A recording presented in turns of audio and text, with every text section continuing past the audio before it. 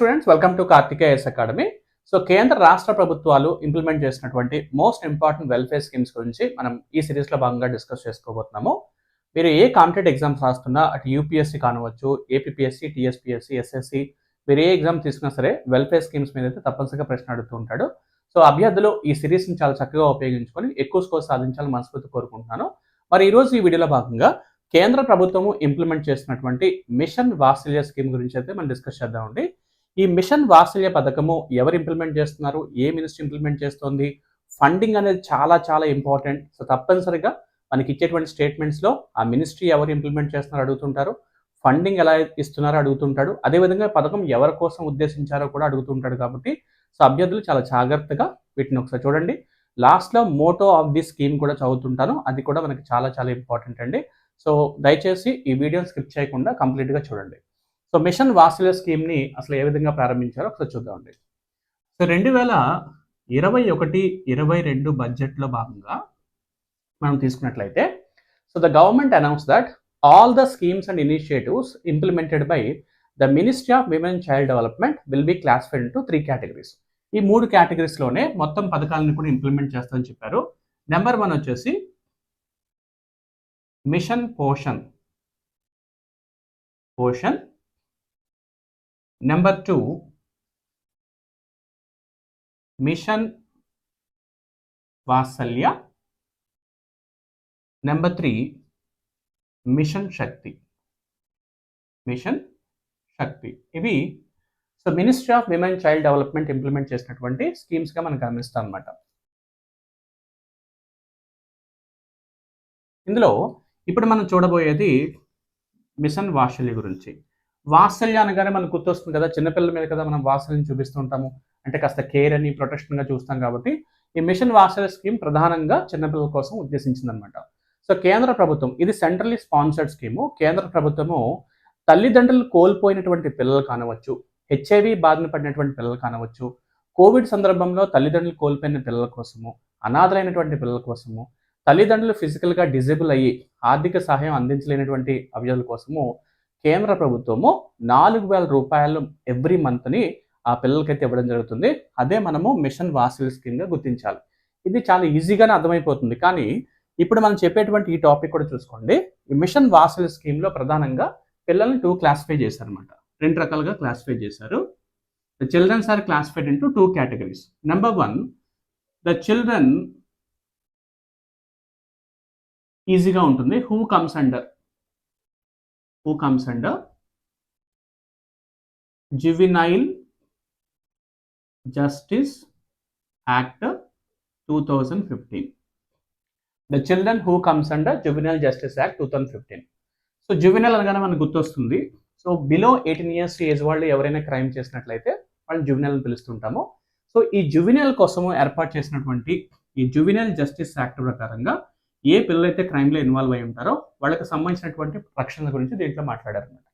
ఇంకా రెండవది, children who needs protection. ఇందులో భాగంగా అనమాట. సో హూ నీడ్ ప్రొటెక్షన్ అంటే ఏంటి? తల్లిదండ్రులు ఎవరైతే చనిపోయి ఉంటారో, తల్లిదండ్రులు కోల్పోయిన పిల్లలు కానవచ్చు, పాక్షికంగా అనాథలైన ఉండొచ్చు, అంటే విడాకులు తీసుకున్న తల్లిదండ్రులు కానవచ్చు, కుటుంబం వదిలిపెట్టినటువంటి పిల్లలు కానవచ్చు, తల్లిదండ్రులు ప్రాణాంతకరమైన వ్యాధితో బాధపడుతున్నటువంటి పిల్లలు అయి ఉండొచ్చు, తల్లిదండ్రులు శారీరకంగా అసమర్థులైనప్పుడు కానవచ్చు, హెచ్ఐవి బారిన పడినటువంటి పిల్లలు కానవచ్చు, కోవిడ్ కారణంగా తల్లిదండ్రులు కోల్పోయిన పిల్లలు కానవచ్చు, లేదంటే బాల కార్మికులు కానవచ్చు. ఇంకా చెప్పాలంటే prime minister care for children స్కీమ్లో భాగంగా ఎవరైతే ఉన్నారో వాళ్ళందరూ కూడా దీంట్లో కవర్ అవుతారని చెప్పడం జరిగింది. ఇందులో మనము ఈసారి ఫండింగ్ గురించి చూద్దామండి. ఫండింగ్ చాలా చాలా ఇంపార్టెంట్. సో ఇది ఒక centrally sponsored scheme. This point number 1. Point number 2 తీసుకుంటే సెంట్రల్లీ స్పాన్సర్డ్ స్కీమ్. ఈ సెంట్రల్లీ స్పాన్సర్డ్ స్కీమ్లో మనకి 3 క్లాసిఫికేషన్ ఉంటాయి. అండ్ ప్రతి పిల్లవాడికి కూడా 4,000 రూపాయలు పర్ మంత్ అయితే ఇస్తున్నారు. 4,000 పర్ మంత్. ఓకే, ఎలిజిబిలిటీ చూసినట్లయితే 18 ఇయర్స్ కన్నా తక్కువ ఉండాలి వాళ్ళ age. So that is below 18 years ఉండాలి. ఇది ఫస్ట్ కండిషన్. రెండవది, తల్లిదండ్రుల్లో ఎవరైనా సరే అటు తల్లిదండ్రులు కోల్పోయి ఉండాలి, లేదంటే నేను చెప్పిన క్లాసిఫికేషన్స్లో ఏదో ఒక కేటగిరీలో వాళ్ళు తప్పనిసరిగా వచ్చి ఉండాలి. ఒకవేళ తల్లిదండ్రులు కోల్పోయినట్లయితే సో తల్లిదండ్రులు చనిపోయిన డెత్ సర్టిఫికేట్ని సబ్మిట్ చేయాల్సి ఉంటుంది తప్పనిసరిగా. అలాగే పిల్లవాడి యొక్క ఆధార్ నెంబర్ని కూడా సబ్మిట్ చేయాల్సి ఉంటుంది. ఒక జాయింట్ అకౌంట్ తీసుకుంటారు, కేర్ టేకర్ ఎవరైతే ఉంటారో వాళ్ళ తగ్గట్టుగా అమౌంట్ అనేది ఎవ్రీ మంత్ వాళ్ళ అకౌంట్లో పడుతుంది అనమాట.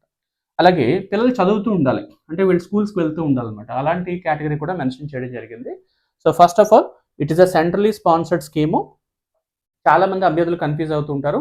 సెంట్రల్ సెక్టార్ స్కీమ్ అనేది డిఫరెంట్ అండి, సెంట్రలీ స్పాన్సర్డ్ స్కీమ్. ఈ సెంట్రలీ సెక్టార్ స్కీమ్ అంటే ఏంటి, సెంట్రలీ స్పాన్సర్డ్ స్కీమ్ అంటే ఒక నిమిషం చూద్దాం. సెంట్రలీ స్పాన్సర్డ్ స్కీమ్ అంటే కేంద్రము రాష్ట్ర ప్రభుత్వాలు రెండూ కూడా స్పాన్సర్షిప్ ఇస్తూ ఉంటాయి ఈ పథకాన్ని ఇంప్లిమెంటేషన్ కోసం. అదే సెంట్రల్ సెక్టార్ స్కీమ్ అన్నాం అనుకోండి, 100% ఫండింగ్ కేంద్రమే ఇస్తుంది. జాగ్రత్తగా గుర్తుపెట్టుకోండి, ఇట్స్ ఎ స్పాన్సర్డ్ స్కీమ్ అనమాట. ఇందులో స్పాన్సర్షిప్ ఎలా ఉంటుందో ఒకసారి మనం చూద్దాం.